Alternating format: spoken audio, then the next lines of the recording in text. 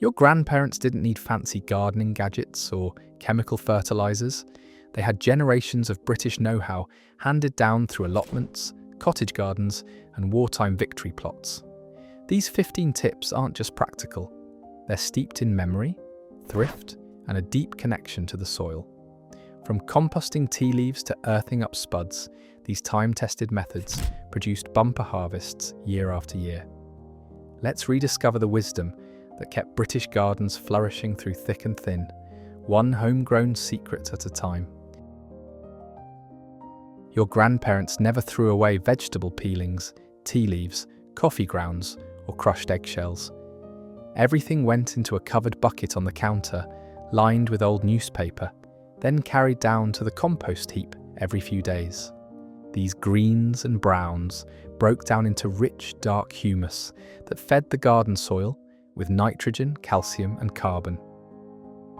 Grandma kept her compost pile in a corner of the yard, turning it with a garden fork on warm days. The air smelled earthy and sweet, with the buzz of flies and the gentle clink of metal on damp soil. Kids loved watching roly-polies, and worms transform kitchen waste into crumbly black gold. A simple, magical lesson in recycling and growth. Nothing was wasted. Every scrap had purpose. It was frugal, wholesome, and deeply satisfying. Decades later, the memory of that steaming heap still evokes pride in making something from nothing, feeding the garden and closing the loop between kitchen and soil.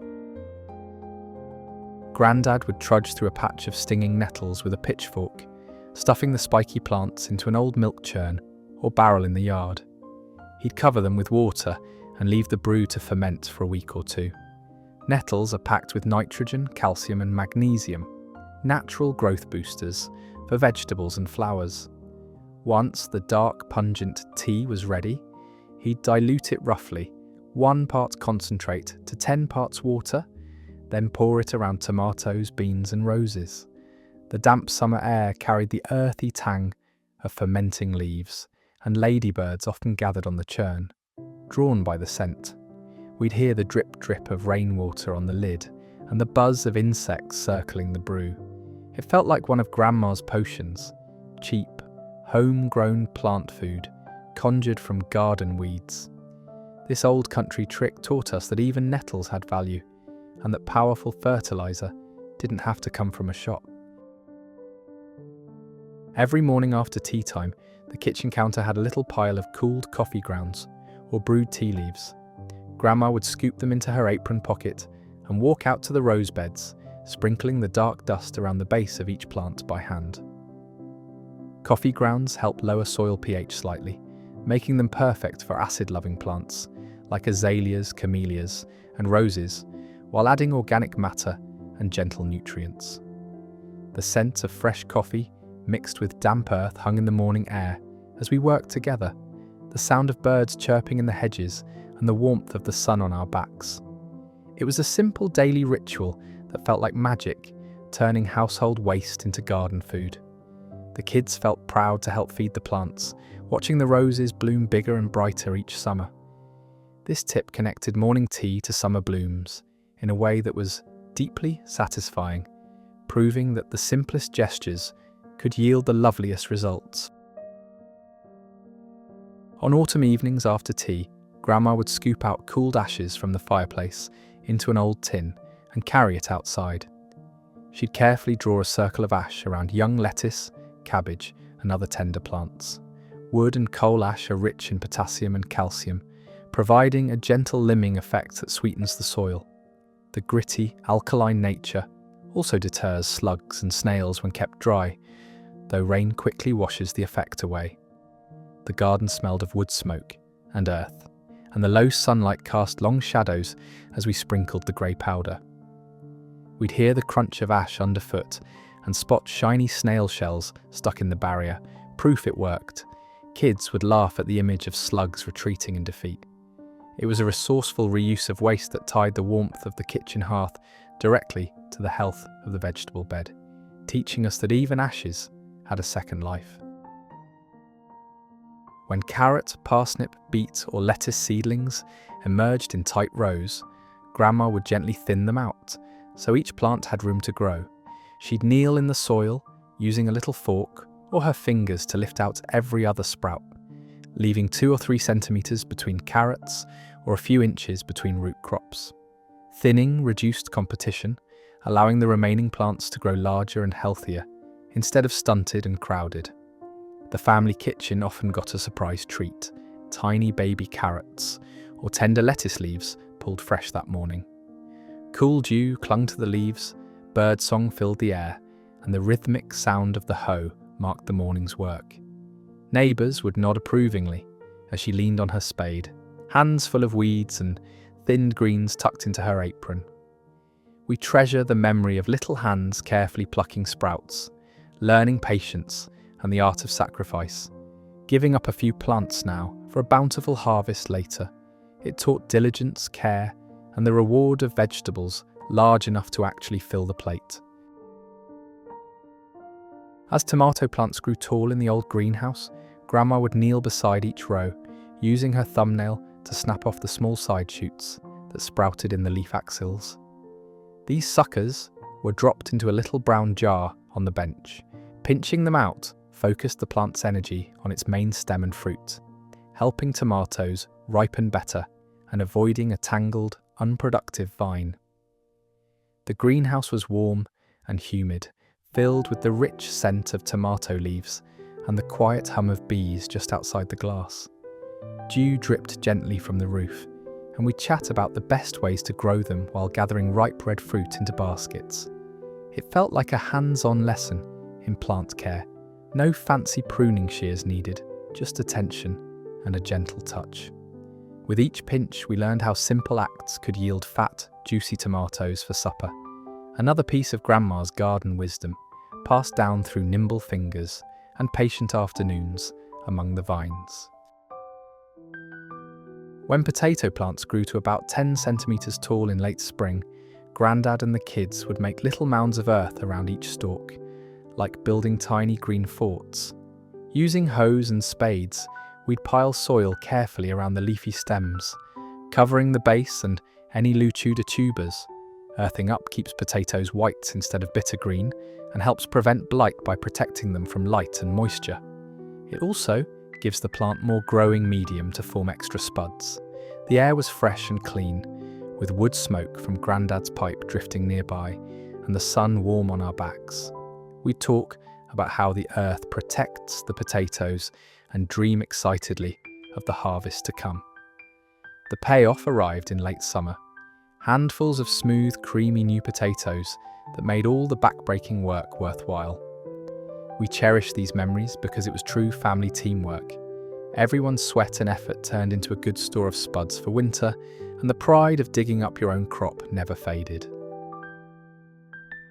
Instead of sowing a whole patch of lettuce or radish seeds at once, Grandma sowed smaller batches every couple of weeks, from March through May.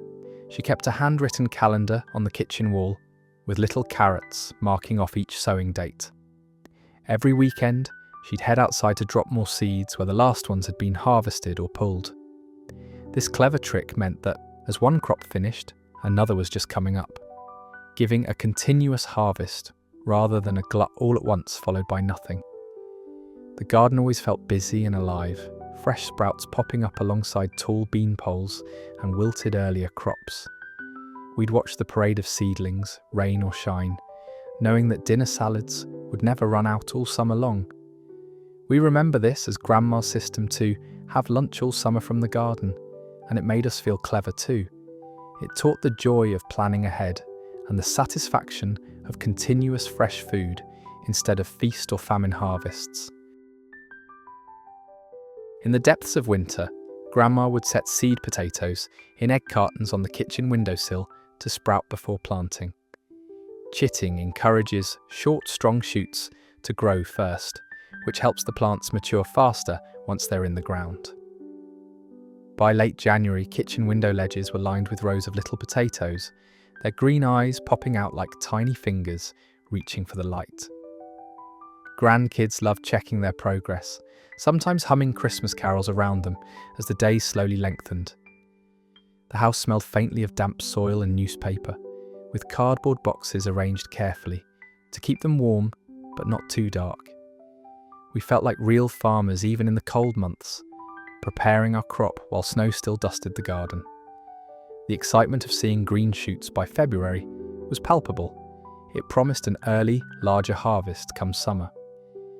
This simple winter ritual taught patience and anticipation, the quiet joy of nurturing life indoors before the soil was ready, and the reward of digging eager hands into warm earth months later to uncover the fruits of that early care. After boiling potatoes for dinner in the old cottage kitchen, Grandma never poured the starchy water down the drain. Once it had cooled, the kids would take turns carrying it outside in a jug, careful not to spill a drop. They'd giggle as the warm liquid splashed onto thirsty lettuce, tomatoes, and flower beds. The leftover potato starch adds a thin, protective coating to leaves and a gentle nutrient boost to the soil, an old trick to make every last drop of food count. Evening light filtered through the garden as the scent of boiled potatoes faded, replaced by the fresh smell of damp earth. Grandma's proud smile made us feel like we were performing garden magic. We'd watch the water soak in, imagining the plants drinking it up gratefully.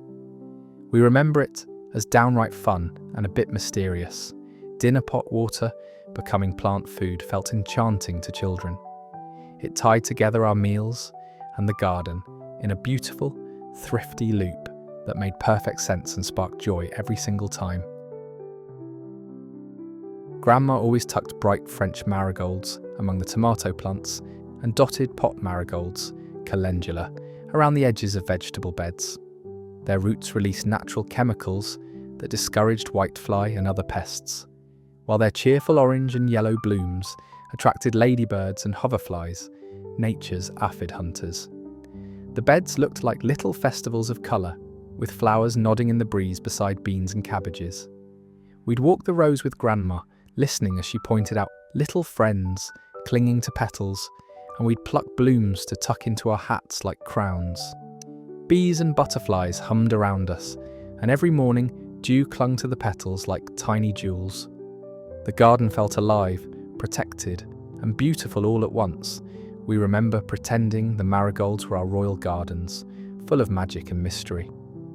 This simple companion planting taught us that beauty and practicality could live side by side, a family secret for a flourishing, pest-free garden passed down through generations with pride and wonder. After the autumn harvest, Grandma would sit on the porch steps cracking open dried bean pods, pea pods, and squash, collecting seeds for next year. She'd spread them on plates in the sun to dry completely, then tuck them into little envelopes, labelled with dates and variety names in her neat handwriting. The pantry smelled of dried herbs and sweet peppers, as bundles of garlic and onion braids hung from the ceiling for winter storage. We loved helping, stuffing envelopes, peeking into glass jars of seeds, and imagining next spring's garden already taking shape.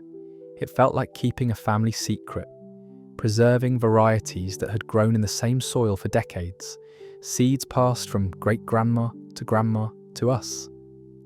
This practice saved money and kept heirloom plants alive, adapted perfectly to our little plot. We treasure these memories because they link generations in a living chain. Every spring, we planted history. It taught independence, care, and the deep satisfaction of growing food that carried our family's story forward, one saved seed at a time. When the last tomatoes were picked and the runner beans cleared away, Grandma would spread a thick layer of golden straw and crispy autumn leaves over the bare vegetable rows. This mulch suppressed weeds, locked in moisture, and slowly enriched the soil as it broke down over winter. We'd help scatter armfuls of hay and leaves, then jump and tumble in the soft piles like it was a giant outdoor sandbox. The air smelled of bonfire smoke from burning old stems mixed with the cool, earthy scent of covered beds. As dusk fell, crickets chirped around the bundles of straw, and the family dog would curl up on the hay mattress, snoozing contentedly. We remember this as tucking the garden into bed for winter, a gentle, loving ritual that symbolised care for the soil and respect for the cycle of seasons. Come spring, when we pulled back the mulch, the earth beneath was dark, crumbly, and alive with worms. This humble act connected us deeply to nature's rhythm and taught us that rest and preparation were just as important as the growing season itself. Grandma hung bird feeders from the apple tree branches and left thick hedges and wildflower borders untrimmed at the garden edges. Dawn brought the cheerful clink of seed on metal feeders and the chorus of sparrows, blackbirds, and robins singing their morning songs. She also piled brush in corners for hedgehogs and left shallow puddles for frogs, nature's pest patrol. Birds would hop along the rows, pecking slugs and caterpillars off cabbages, while ladybirds clustered on roses eating aphids. We'd watch in wonder, whispering thank you to these little helpers as Grandma did. The gentle rustle of leaves often hid a busy hedgehog, snuffling for slugs, or a family of blue tits flitting through the beans. We remember the pure delight of spotting a thrush on the lawn, or finding a ladybug crawling up a finger. It felt magical that Grandma shared her garden with creatures, a simple kindness that saved her crops and gave us a lifelong love of wildlife. This pesticide-free approach taught us respect, patience, and the joy of living in harmony with nature's balance.